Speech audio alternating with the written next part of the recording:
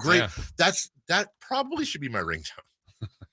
Here's a guy who gets the giggles all the time. I don't know where I'm going with that. From the Athletic, the one and only proud husband, father of two, native of Pleasanton, resident of Elk Grove, Sam Amick. Hello. Good morning, guys. Good morning. You want to give the address today?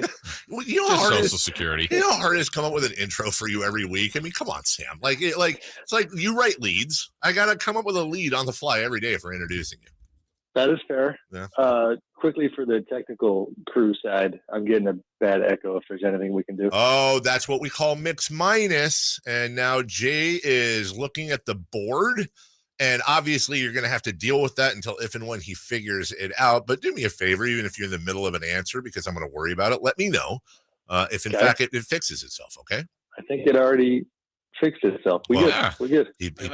All right, so, Sam, all the votes are out, or it seems like a lot of them are out. So did you give in to the media narrative and hype? And are you on team... oh, it's Joel Embiid's turn, so I should probably vote him for MVP. I'm not trying to lead you one way or the other. I'm just asking. I did not. I did not. You didn't? I voted for Giannis. Dave was so excited. I was. You voted for Giannis? I did. All right. That's like the Smiths. Shocked. Well, it's like the Smiths of an MVP vote. Like he's going for the alternative band. It's like the Radiohead of MVP votes. Like there's the Beatles and the Rolling Stones, and Sam goes, you know what? Radiohead really plays great songs too. Okay. Go ahead. The fact that you feel that way, I don't know. I feel like we didn't do our jobs in the media in terms of portraying. I do actually care and think a lot of people care about portraying the reality of when these guys have great seasons. And Embiid's season was wonderful, and I have zero issue if and when he wins it. But the Giannis one, and probably, if we go through quickly determining factors, not only did he, like the other guys, put up historical type numbers, not only is he a two-way player, and if I'm being honest, more of a preferred style of two-way player for me as opposed to Embiid. But, best team, best player on best team. And, oh, by the way, is one of the fellow All-Stars that is a pretty good player, Chris Middleton, missed half the year. And they had some other injury issues as well, and I just thought he was tremendous. So I am curious to see how close it is, and I think it does feel a little bit like Giannis is the Ralph Nader of this thing. That he's gonna he's a Ross Perot, right? Gonna siphon a few things. I mean, I don't think he's gonna win, right? But it could determine who does win. As we're talking with Sam Amick from the Athletic. Sam, how about this series here in town? I mean, obviously it's so big for the community, for the Kings and the Warriors, though. I mean, the Warriors are coming in a little bit like last year where they weren't quite right. They won their last 4 or 5 games, and then they got right and whole come playoff time and ran through and won another championship. As you look at this series, how competitive? Where does your kind of lean as you break down Kings and Warriors? So I kind of gave a very quick, not well thought out prediction on the podcast earlier in the week, but I'm going to stick with it. I've got Warriors in 6. And it's funny. I mean, it'll be, I think, a good series. I think what I love about it is I think it could be, either extreme as well. Would I be stunned if the Kings just came out and found a way to be hot offensively and get through this Warriors defense that has not been, kind of as good as they've been in the past? It wouldn't shock me. But it wouldn't shock me if they got swept either. So I think it's wide open. I think everything from kind of, just the leadership stuff, the experience stuff, the emotional vibe of the game with that building at Golden One and how the Kings handle that. All that stuff is part of it. And I have no idea what to expect. I'm always good for one shameless plug. We just did a story today with an anonymous scout, coach, and executive predicting the first round, all the different series, and I wasn't surprised, but every one of them picked the Warriors, and one of them even had them winning at 4. So the Kings are certainly the underdogs here, despite the seedings.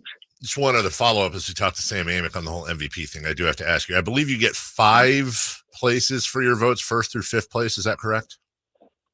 That is correct, my friend. I don't want to put you on the spot. Just want to ask. It's okay. I'm very transparent about my vote. I texted you. You know, I always appreciate. You could have outed me the other day when I texted you when you were during your show when you were mocking people who didn't think Sabonis was worthy of consideration at all. Yeah, I did end up voting him fifth. Hey, there we go. Sam Amick, hometown Sam, Sacramento Sam. Love you. I mean, it's a kind of it's a mini version of the analysis that we just went through with the Giannis stuff, where I really this year found myself rewarding winning all over the place, whether it's all NBA, you know, all the different awards. You know, there's a couple of outliers. You know, Shai Gilgeous-Alexander getting, you know, first team All NBA when this team was in 10th, things like that. But Sabonis was great, man, and they were third in the West. And you talk about win shares, you talk about, I love these guys who are playmakers and scorers and rebounders. Obviously, you know, he's mediocre defensively, but yeah, I thought he was fantastic. So Sam, let's create a roadmap then. And you said you wouldn't be shocked if the Kings somehow did it. How could they do it? What would be the route for Coach Brown for the Kings to pull off what many think would be an upset? I mean, Jay, the first thought that comes to mind is, as you guys know, like, they've had a bit of a hot and cold bench this year, and by bench, I mean Malik Monk. You know what I mean? Like there's a bunch of important guys coming off that bench, but to me, Malik is a major X factor because I think about that Clippers game, that epic, historic Clippers game they had, where he ends up with 40 plus and Fox has got 40 plus. You saw the best of Malik Monk, and you saw that in terms of the opposing defense, like, you know, when he's on and when Trey Lyles, you know, and things like that, like that takes this whole team to a different level and the kind that opposing defenses can't handle. With the Warriors, you know, they are going to be having to get comfortable with Andrew Wiggins on the floor again.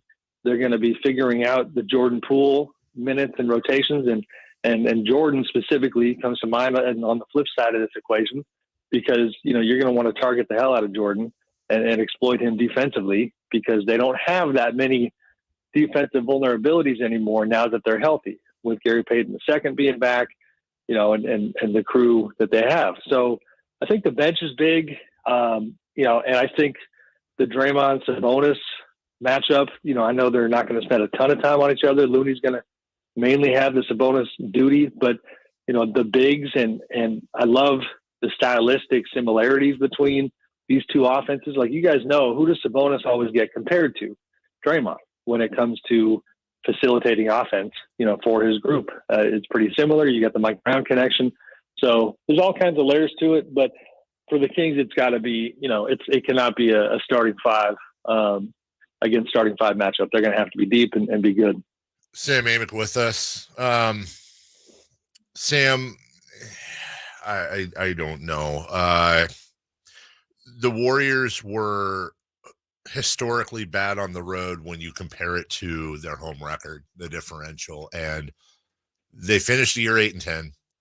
I'm very afraid as a Kings fan that this is the dynastic, and we've talked about this habit of, you know, Shaq and Kobe putting it in third gear for the regular season and then jumping up in the playoffs. Do you get that sense with Golden State that, you know, injuries aside, Jordan Poole thing, you know, they had real issues, Wiggins, but that this is still the same level of team they were last year as a championship squad?